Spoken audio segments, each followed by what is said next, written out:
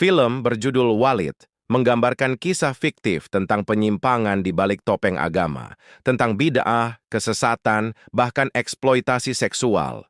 Tapi lucunya, yang marah bukan orang-orang yang merasa tertuduh, tapi justru oknum pemuka agama yang selama ini merasa paling suci. Kenapa bisa begitu? Tersinggung atau merasa disindir dengan tepat?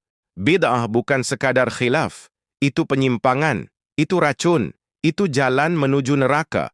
Rasulullah Shallallahu Alaihi Wasallam bersabda, setiap perkara baru dalam agama adalah bid'ah, dan setiap bid'ah adalah sesat. H.R. Abu Dawud, Syahih. Tapi apa yang kita lihat hari ini? Air kobokan kaki kiai yang dicelup jari, diminum rame-rame, katanya berkah, padahal ini mirip ritual dukun zaman jahiliyah, padahal Rasulullah nggak pernah ajarkan itu. Sahabat nggak pernah praktikkan itu. Tapi di zaman ini justru diaminkan, bahkan dibela ludah ulama, dijadikan obat, bahkan berebut menampungnya. Pertanyaannya, ini pengobatan atau pengkultusan? Mayat dijadikan perantara doa, kuburan diziarahi untuk minta rezeki, jodoh, sampai jabatan. Ini bukan tawasul, ini syirik yang dibungkus tradisi. Rasulullah Shallallahu Alaihi Wasallam bersabda, jika kamu meminta, mintalah kepada Allah. Jika kamu memohon pertolongan, mohonlah kepada Allah. H.R. Tirmidzi. Tapi nyatanya, justru yang minta ke orang mati makin dianggap tawadu. Ironi kan? Lalu ada cerita khurafat dari mimpi-mimpi dan dongeng para habib. Katanya ketemu Rasulullah tiap malam, ngobrol seperti sahabat. Tapi anehnya, isinya justru merendahkan Rasulullah. Dibuat seolah Rasul itu lemah, tidak punya prinsip, atau bahkan ikut-ikutan ritual aneh. Kapan Rasul ajarkan itu semua? Nggak pernah.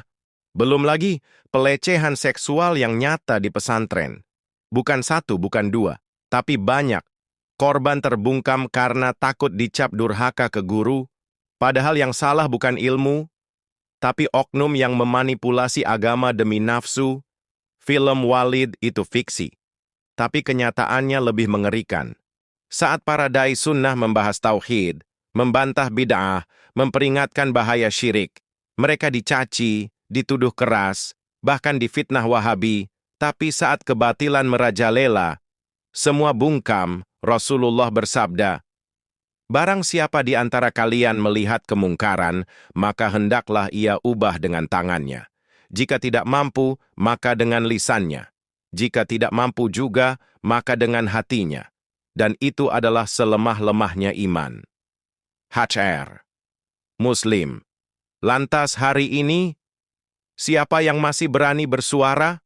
Film itu mungkin hanya karya seni, tapi realita kita lebih buruk. Yang palsu bisa ditolak, tapi yang nyata.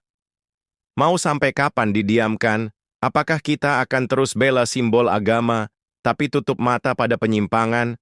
Apakah kita akan terus tutup telinga saat sunnah diteriakan, tapi bersorak saat khurafat dipuja? Kami hanya ingin mengembalikan agama ini ke jalurnya, bukan karena benci tradisi, tapi karena cinta pada Rasul dan kebenaran. Karena kami tahu, agama ini akan lurus bila kembali pada Al-Quran dan Sunnah dengan pemahaman para sahabat,